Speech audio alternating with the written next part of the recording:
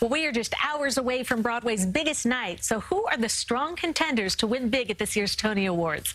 Christian Blauvelt, deputy editor of BBC Culture, is here with his predictions. Good morning. Cindy, it's always good to be back. Thank you so much. Well, let's start with a biggie, Best Actress in a Play. Oh, this is such an interesting category. I think this is going to be Glenda Jackson.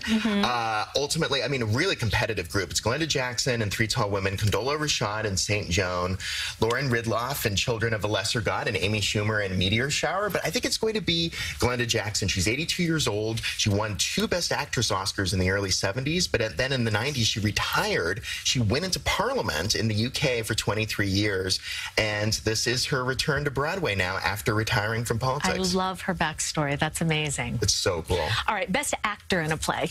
Oh, I think this is going to be Andrew Garfield in Angels in America, but also a really competitive category. Tom Hollander in Travesties, Jamie Parker in Harry Potter and the Cursed Child, and Denzel Washington in Eugene O'Neill's The Iceman Cometh. Denzel is great, by the way, in Iceman Cometh. He could very well win as well, but Andrew Garfield, such a moving performance. He plays a gay man battling AIDS in the 1980s. It's really emotional. It's also about him having all these religious visions, and just the journey that this character goes on is pretty incredible. I think he's likely to win, especially since Denzel already won a Tony for Fences a few years ago. Garfield is so versatile. He's Spider-Man, then Angels in America, so good luck to him. It's really impressive. All right, Best Revival of a Play. Yeah, so I think this is actually going to be Angels in America as well. I mean, it's up against Three Tall Women, The Iceman Cometh, Lobby Hero, and Travesties. But Angels in America, you know, written in the early 90s by Tony Kushner, it's so relevant to this current moment because the story, in part, is about Roy Cohn, who was Donald Trump's fixer and mentor in the 1970s and early 80s. He's played by Nathan Lane here, and it's about his battle with AIDS, and he ultimately died in 1986. And so it very much speaks to this current moment in many ways. It's an epic production as well. My personal favorite in this category was Lobby Hero, actually, but you know, I think that this is going to win Angels in America. All right, how about for Best Play? A lot of the kids will be going, yes, yes. Oh, the kids are going to love this. Well, I mean, it's a competitive category, too. It's The Children, Farinelli and the King, Harry Potter and the Cursed Child, Junk, and Latin History for Morons. And I think it's going to be Harry Potter and the Cursed Child. You know, it catches up with the boy wizard 19 years after the events of the last book. He's a grown man now and sending his own son off to Hogwarts School for Wizardry. It's a really elaborate production. It involves time travel. Probably the biggest blockbuster on Broadway this season in many ways. So that's when the hard ticket to get. Oh, very much so. Okay, Best Revival of a Musical.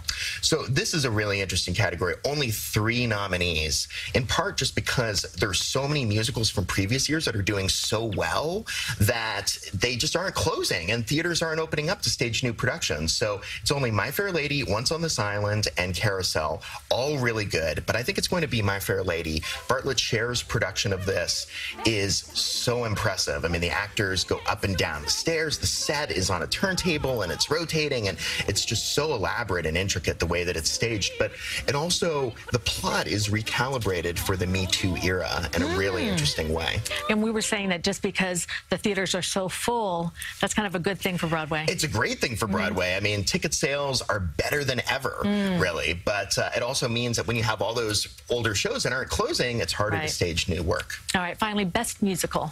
And I think that this is going to be The Band's Visit. It's up against Frozen and Mean Girls and SpongeBob SquarePants, the musical.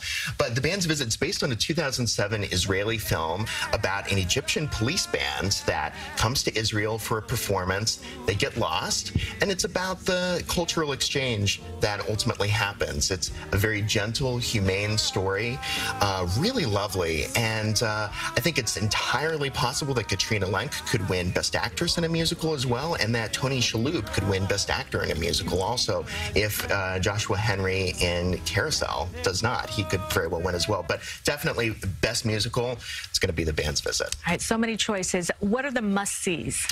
Oh, you know, I think right now The Band's Visit is just fantastic. Tony Shalhoub is no longer in it, but it is just such such a lovely musical, I have to say. And also Angels in America.